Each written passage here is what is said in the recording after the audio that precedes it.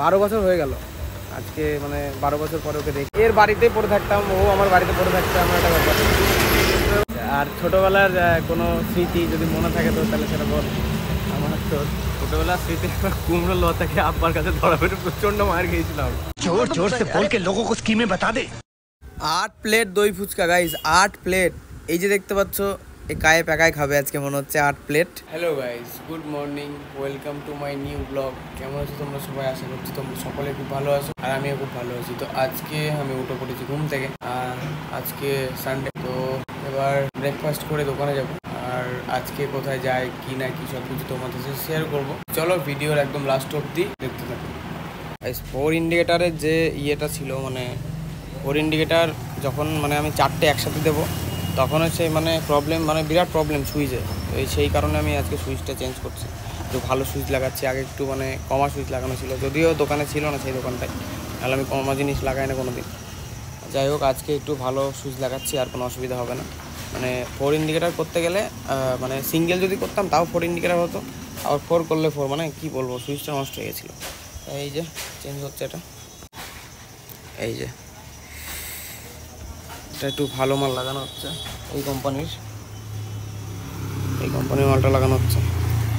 তো গাইস, দোকান থেকে চলে এসেছি বাড়ি। এবার স্নান করবো, স্নান করে খাওয়া দাওয়া করে একটু রেস্ট নেবো, তারপর আবার দোকানে যাবো। দোকানদার আদমি হয়ে আর কি করো যদিও। তো তারপরে রাতে কোথায় যাচ্ছি বা কি না কি সবকিছু তোমাদের সাথে শেয়ার করবো। লাস্ট অব্দি ভিডিওটা দেখতে থাকো। সো গাইস, স্নান করলাম, এবার ভাবলাম খাবো। তো একটা বন্ধুর ফোন আসলো যে ওর মেয়ে হয়েছে। তো এবার আজকে 7 দিন, যদিও জানতাম আগের থেকে, বাট আমি একটু ভুলে গেছিলাম কাজের চাপে। তো এবার খাবারটা আজকে ওখানেই খেতে হবে। তো এবার এই উপলক্ষে খাওয়াচ্ছে আর কি, আকিকা যেটাকে বলে আমাদের মধ্যে, তো সেই উপলক্ষে খাওয়াচ্ছে। তো চলো ওদের বাড়ি গিয়ে খাবো, খেয়ে তারপরে আবার ব্লগ কন্টিনিউ করছি। গাইস, ওখান থেকে বেরিয়েছে, খেয়ে দিয়ে বেরিয়েছে, একটু কোল্ড ড্রিঙ্কস খেতে আসলাম, ঠিক আছে। তো এবার বাড়ি যাবো, মানে দোকানে, তারপরে একটু বসে তারপরে রাতে কোথায় যাচ্ছি না যাচ্ছি সেটা শেয়ার করবো। চলো গাইস, এখন আমি দোকানেই ছিলাম, তো তারপরে দারুণ একটা খুশির খবর, মানে আজকে থেকে 12 বছর, মানে আগে আমার একটা বন্ধু ছিল। 16 বছর না 16 বছর না ভাই, 16 বছর ভাই। ও বলছে 16 বছর, ঠিক আছে আমি ওকে দেখাচ্ছি। তো এবার এই কারণে এখন একটু যাচ্ছি ওকে নিয়ে চা খেতে। 12 বছর আগেকার আমার মানে বন্ধু, ছোটবেলাকার বেস্ট ফ্রেন্ড বলতে পারো। তো এবার কিছু কারণবশত এখান থেকে ওরা অন্য জায়গায় চলে গেছিল। তো আজকে হঠাৎ করে আমার এলাকায় এসছে, না হঠাৎ করে আমাদের এলাকায় এসছে।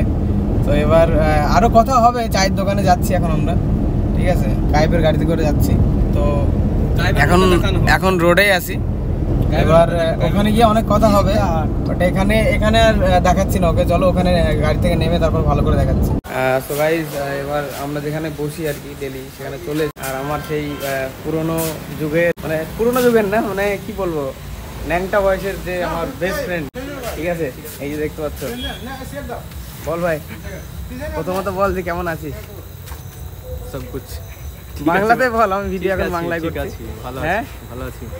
তো এর সঙ্গে আমার সম্পর্ক গাইজ, মানে কি বলবো, মানে একটু ভালো সম্পর্ক ছিল আমাদের দুজনে, ঠিক আছে। আর একটা টাইমে মানে কি বলবো, এর বাড়িতেই পড়ে থাকতাম, ও আমার বাড়িতে পড়ে থাকতাম, আমার একটা ব্যাপার। তো এবার ওর কিছু পড়াশোনার কারণবশত বা কোনো কারণবশত চলে গেছিলো। তো এতদিন মানে প্রায় 12 বছর হয়ে গেল আজকে, মানে 12 বছর পরে ওকে দেখছি। এর আগে দেখেছি কিন্তু সেইভাবে কথা হয়নি, তোমাদের সাথেও পরিচয় করানো হয়নি। তো আজকে ভালো মতো পরিচয় করাচ্ছি। বল ভাই, আর কিছু বল, আর সাবস্ক্রাইবারদের মানে একটু জানা, আজকে যদি আমার এখানে থাকতিস তাহলে অবশ্যই ওরা চিনতো, কিন্তু এখন তো তোকে চেনে না।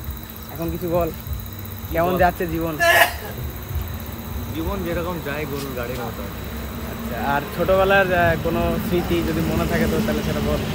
আমার তো ছোটবেলার স্মৃতি, কুমড়ো লতাকে আব্বার কাছে ধরা পেটে প্রচন্ড মার খেয়েছিলাম। জোর জোর সে বল কে লোগোं को স্কিমে বাতা দে। বিড়ি খেতাম না, কুমড়ো লতা খেয়েছিলাম 3 জন মিলে। গাইস, মানে এই জিনিসটা মনে আছে আমার, সত্যি বলতে আমার মনে নেই, ঠিক আছে। মানে এইসব জিনিসগুলো মনে আছে একটাই কারণ, মানে আমার থেকে অনেক বেশি বদমাশ।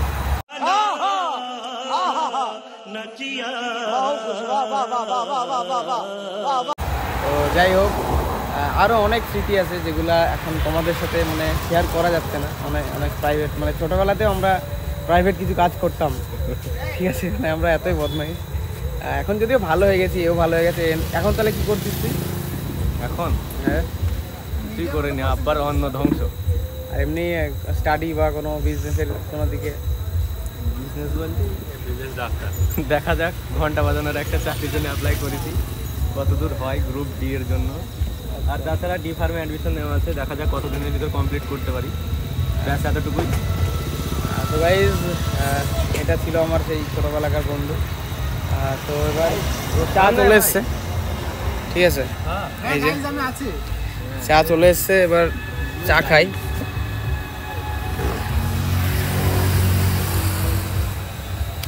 আর এইটুকুই দেখানো ছিল, ঠিক আছে। তো এবার এখান থেকে বেরোবো, মানে এখন ঘড়িতে বাজে 6:30 মতো।